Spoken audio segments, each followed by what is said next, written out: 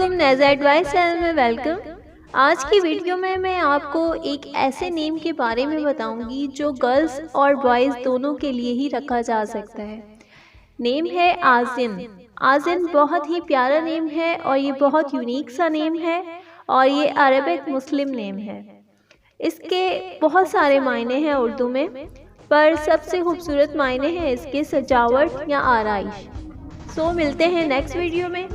अपने या किसी भी नेम के मीनिंग जानने के लिए कमेंट्स कर दें और सपोर्ट करने का शुक्रिया। Thanks for watching. अल्लाह हाफ़िज़।